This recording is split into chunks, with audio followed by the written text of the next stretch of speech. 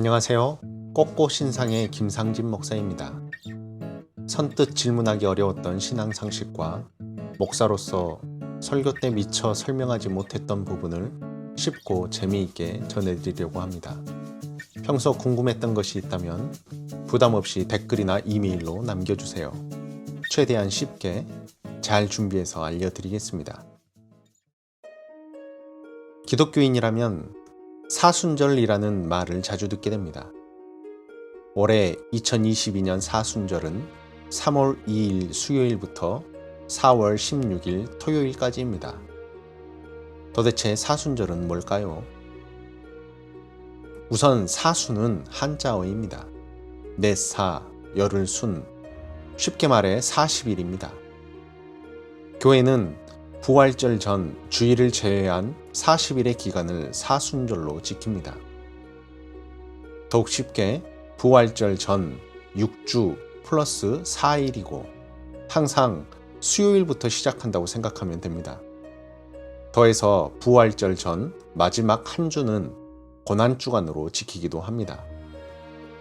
하지만 신자들이 사순절을 기억하기는 쉽지 않습니다. 그 이유는 사순절을 결정하는 기준점, 부활절이 매년 달라지기 때문입니다. 12월 25일로 고정되어 있는 성탄절과는 다르게 왜 부활절은 매년 달라질까요? 이를 알기 위해서는 주후 325년으로 거슬러 올라가야 합니다. 부활절을 결정하는 근거는 복음서입니다. 복음서는 예수님의 부활을 유대교의 유월절과 연결했습니다. 이건 예수님의 제자들이 모두 유대인이었기에 당연한 결과입니다. 제자들은 예수님의 부활을 유대인의 전통에서 가장 중요했던 절기이자 자유, 해방, 구원과 밀접한 절기인 유월절을 예수님의 부활과 연결했습니다.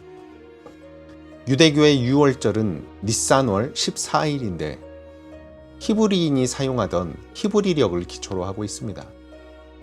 문제는 당시 로마가 율리우스력을 사용했다는 겁니다. 여기서 부활 논쟁이 시작됩니다. 히브리력을 기초로 한 유월절을 부활절로 지켜야 한다는 주장과 율리우스력으로 변환한 날을 부활절로 지켜야 한다는 주장의 대립입니다. 결국 로마 황제 콘스탄티누스 1세는 325년 제1차 니케아 공의회를 열어 부활절을 율리우스력으로 변환한 춘분 이후 첫 보름 다음의 일요일로 정했습니다. 이것만 기억하십시오. 매년 춘분은 3월 21일경입니다. 그리고 춘분 이후 보름달이 뜨는 음력 3월 15일을 찾으면 됩니다. 올해는 양력 4월 15일이 춘분 이후 보름이네요. 보름 직후 주일이 부활절이니 2022년 부활절은 4월 17일이 되는 겁니다. 세계 대부분의 교회가 이날을 부활절로 지킵니다. 이날로부터 주일을 제외한 40일이 사순절입니다. 어렵지 않죠? 물론 대부분의 법칙과 규칙에 예외가 있듯이 부활절에도 예외가 있습니다. 동방 종교에는 부활절이 다릅니다.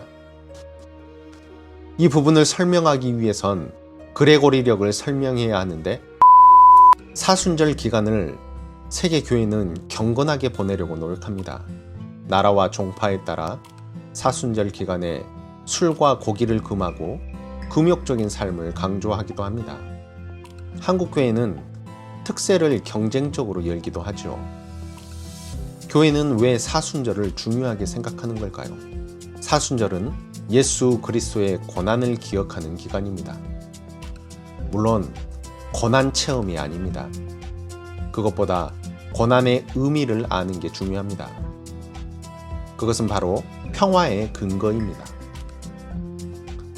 며칠 전 한 정치인이 대한민국의 평화를 보장하는 것은 힘이라고 외쳤습니다.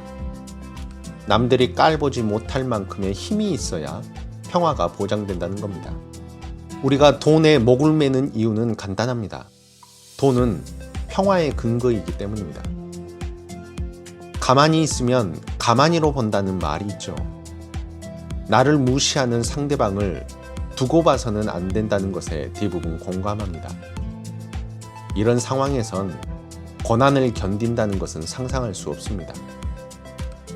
그러나 예수 그리스도는 평화의 근거를 힘에서 찾지 않았습니다.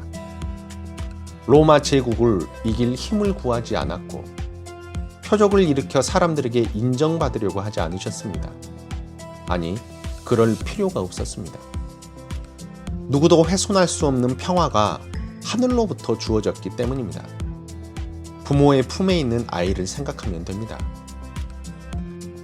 물론 저주의 상징인 십자가와 버림받음이 그를 절규케 했지만 아버지의 평화는 훼손할 수 없었습니다.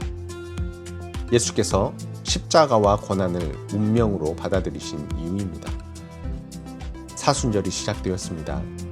이 기간 우리는 평화를 위해 무엇을 구하는지 돌아봐야 합니다. 그리고 누구도 훼손할 수 없는 평화를 발견하기를 바랍니다.